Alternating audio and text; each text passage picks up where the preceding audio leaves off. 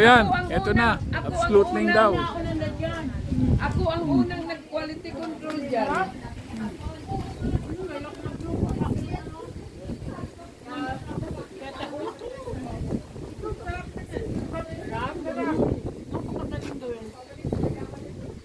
Napakadali ba?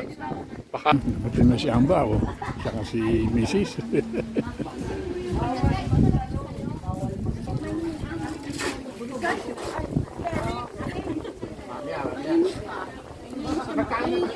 Hindi pa, wala pa. Kayo hinihintay.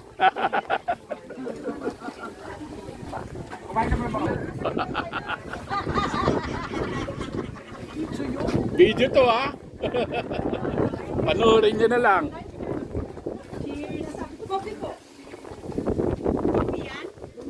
Ngayon nyo na matitikman yung sinigang ko.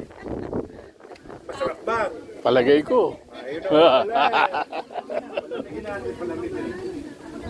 Isave ko itong isa ba kayong magdala hindi pagkainom ko ng dagat.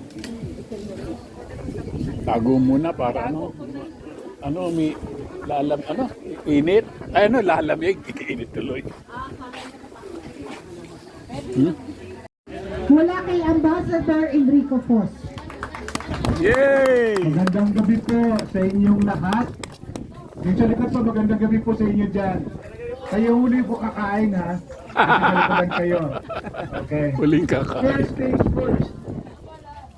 Maraming salamat po sa inyo.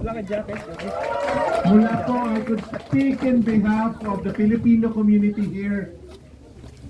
Maraming salamat po sa inyo. You made us proud na Pilipino po kami. Ang galing nyo. Ang galing niyo. It's rare that visiting players could reach that stage, no? For the last 3 years that I observe you, yung team niyo po, no? Pagaling ng pagaling. Siguro by next year, baka semi-finals na tayo. Medyo hindi lang tayo inaabot ng konti ngayon. Nadaya. Pero by next year, abot na tayo doon. That's the first thing. Second po, I'd like in behalf of my team sa Philippine Embassy, we'd really like to thank the Filipino community here. Alam niyo po, kinukwento ko nga doon kanina, doon sa nagsimula po kami na volunteer po mga 15. Umpisa. Nung sunod na araw, 50, 75, 100. We ended up yesterday, mga 300 po. Wala po ako doon, pero mga 300 ang na-report po sa akin. Unusual yan po, unusual and phenomenal for us. Kasi you don't gather that much people from the Philippine community here in Oslo na ganun kalaki para sa isang sports event. Bihira po yan. Ako, tinitingnan ko lang po yan na ang reason po niyan kasi they are very proud that there is a Filipino team. And they are very proud that the team is performing very well in the games. Kaya po, salamat po sa community, salamat po sa inyo. Alright. Sana po, balik po kayo next year.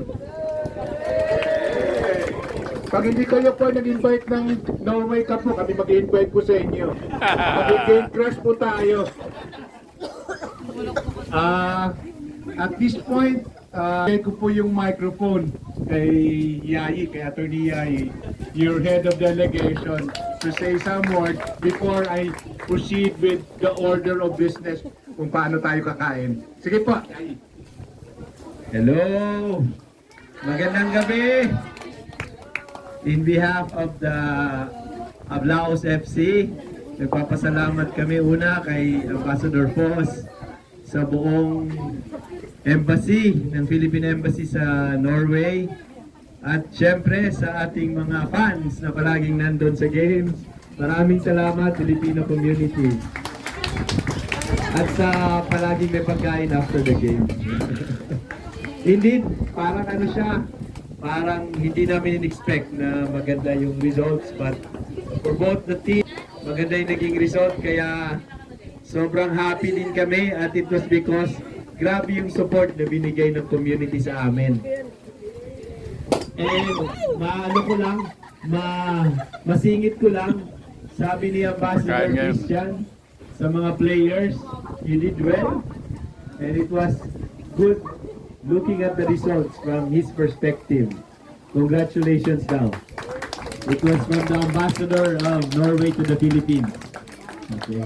Salamat daw. At salamat daw sa jersey na binigay natin. At may pangalan niya sa likod.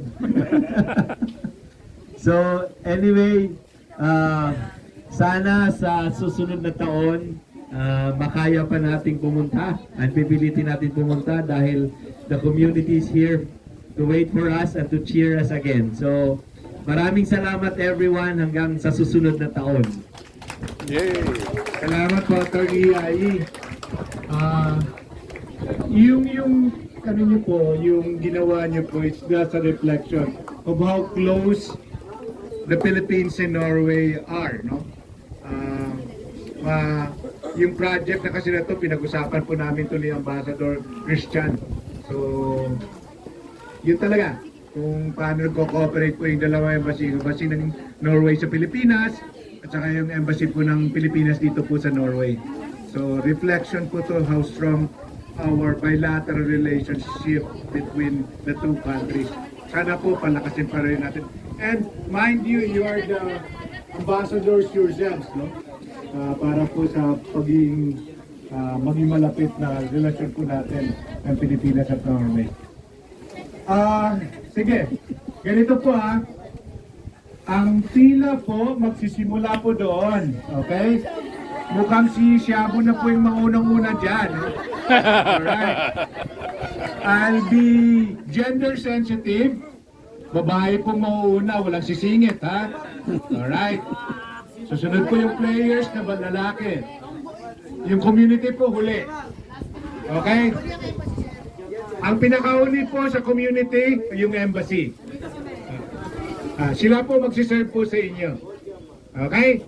So, before we start our konting pagsasaluhan po natin, could you ask everyone to stand up for a little prayer? Grabe ka naman. Paano ito Hindi yung ulo, hindi maano. Yung mga taga-tinayo dyan, tumayo kayo.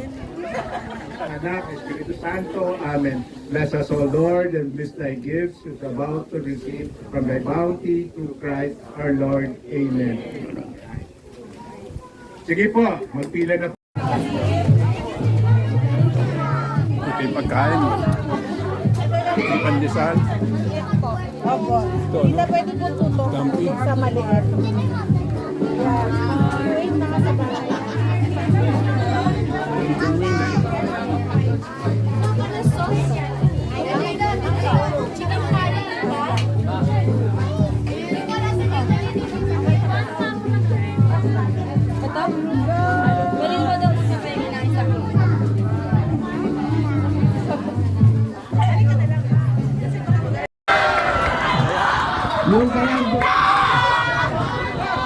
Yung mga ambassador, nauna na.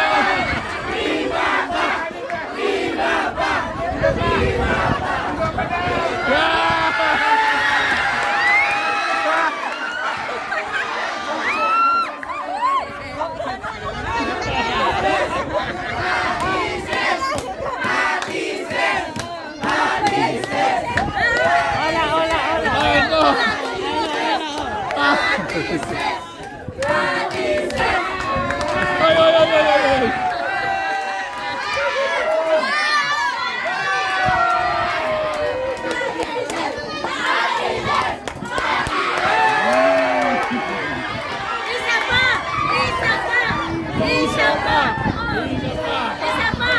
Isa pa! Isa pa! One more! One more! Isa pa! Eh, kailangan ng puno. Kailangan ng puno.